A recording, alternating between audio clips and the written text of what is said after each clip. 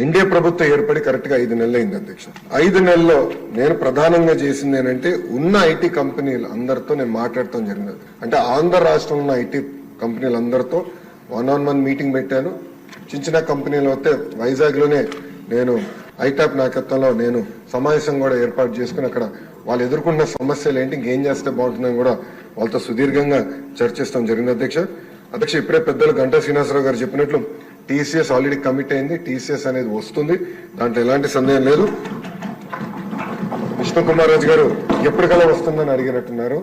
3 నెలలు టైం ఇవ్వండి తప్పనిసరిగా, ఎందుకంటే ఎగ్జిస్టింగ్ బిల్డింగ్స్ కి చిన్న ఏర్పాట్లు చేయాల్సిన అవసరం ఉంది.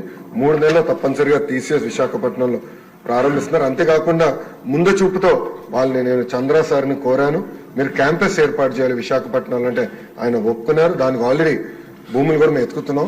దానిపైన కూడా నేను చాలా క్లియర్ గా 2-3 చెప్పిన తర్వాత దాని కూడా వస్తాను అధ్యక్ష. పెద్దలు వంశకృష్ణ గారు అడిగినట్లు అధ్యక్ష, ఇక్కడ ఎకో సిస్టమ్ కూడా ఏర్పాటు చేయాలి. దాంట్లో భాగంగా నేను కూడా ఐటీ కంపెనీలు అందరితో మాట్లాడినప్పుడు ఇన్ఫోసిస్ తో కూడా మాట్లాడాను. వాళ్ళని కూడా ఒక క్యాంపస్ ఏర్పాటు చేస్తే బాగుంటుందని వాళ్ళని కోరాను. వాళ్ళు కూడా ఆల్రెడీ భూములు ఎత్తుకుతాం జరుగుతుంది అధ్యక్ష. ఏదో ఒక బిల్డింగ్ 500-600 కాదు, క్యాంపస్ అనేది అవసరం ఉంది. దానికి వాళ్ళకి భూములు కూడా ఇప్పుడు ఎత్తుకుతాం జరిగింది, మొదలు పెట్టాం అధ్యక్ష. నేను అనుకుంటా మాక్సిమం ఒక 6 months లో కొబ్బరికాయ కొట్టేసి నేను ఆశిస్తున్నాను. దానికి నేను చాలా కష్టపడుతున్నా.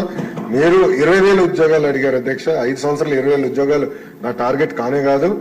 పెద్దలు అన్నట్టు 5 లక్షల ఉద్యోగాలు ఒక ఐటీ రంగంలో ఆంధ్ర రాష్ట్రంలో క్రియేట్ చేయాలని టార్గెట్ గా నేను పనిచేస్తున్నాను అధ్యక్ష. మనం యుఎస్ కూడా వెళ్ళాను, అనేక డేటా సెంటర్ సంస్థలతో కూడా నేను కలుస్తాను జరిగింది అధ్యక్ష. ఒకసారి చూస్తే 2019 నుంచి 24 వరకు గత ప్రభుత్వం దీనిపైన ఎలాంటి ఫోకస్ పెట్టక డేటా సెంటర్ ఎకో సిస్టమ్ ఒక పక్క ముంబైలో, ఇంకో పక్కన తమిళనాడులో, అదేవిధంగా తెలంగాణలో వస్తాం జరిగింది అధ్యక్ష.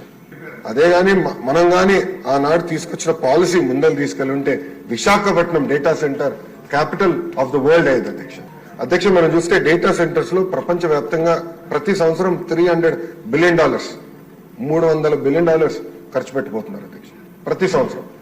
నా లక్ష్యం $100 బిలియన్ భారతదేశానికి రావాలి, దాంట్లో ఎక్కువ శాతం ఆంధ్ర రాష్ట్రానికి రావాలనేది నా లక్ష్యం అధ్యక్ష.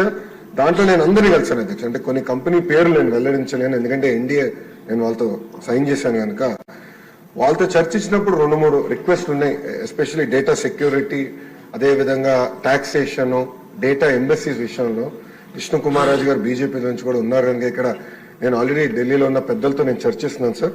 అది పాలసీ ఒక ఫ్రేమ్వర్క్ అనేది ఏర్పాటు చేయాల్సిన అవసరం ఉంది. తద్వారా పెద్ద ఎత్తున పెట్టుబడులు కేవలం ఆంధ్ర రాష్ట్రంగా భారతదేశానికి వచ్చడానికి అవకాశం ఉంది.